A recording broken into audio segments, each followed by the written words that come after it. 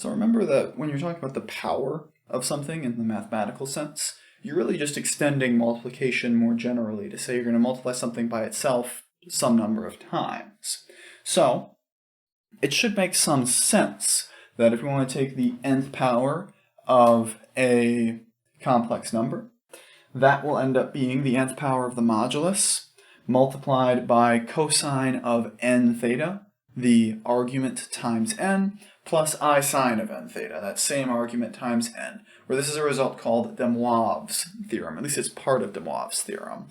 And to technically see where that comes from, we can use a method called induction that we're not going to talk about too much for now, but we should see again later on in chapter 10. But for now, what we will do is take a quick example. So here we want to find 2 cosine of 30 plus I sine of 30 raised to the 4th power. Then express the result in rectangular form. So let's see, we could do this the long way using that product formula, and that ended up being 4 times. But really easier thing to do is apply theorem, apply that new formula that we have. So if we want to take 2 cosine of 30 plus I sine of 30 degrees and raise that mess to the 4th power, it's actually not quite as bad as it looks, thanks to cosines and sines being very compliant to powers. We would end up with 2 raised to the power 4, the modulus raised to the power, and that will be multiplied by cosine of 4 times the argument 30. And I'm going to have to go on to another line because I'm running out of space. It's bad notation, but pretend it's better. I sine of 4 times 30. To be careful, those are degrees, although right now they're more smudge, but they're degrees. Trust me.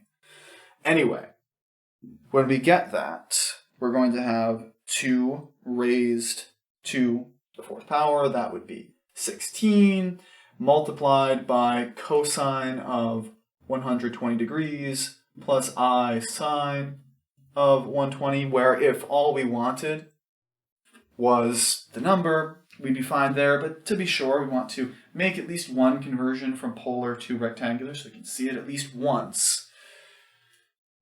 Where for that, we still have 16, but like I said, you just plug in the values. Cosine of 120, that value in the second quadrant, would be -1/2. Plus, since sine is positive in the second quadrant, I root 3 over 2.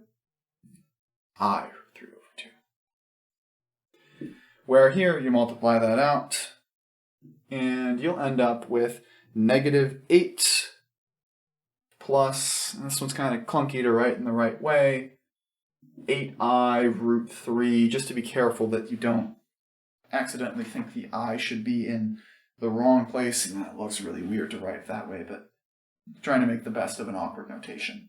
Anyway, this is generally how you'd handle a power. So we're going to see a tiny bit on handling roots, but like I said, I think that we've gotten enough formulas. I don't need you to worry about this chapter being just formula manipulation. Anyway, we will see the case, at least, for de Moivre's theorem talking about roots of complex numbers.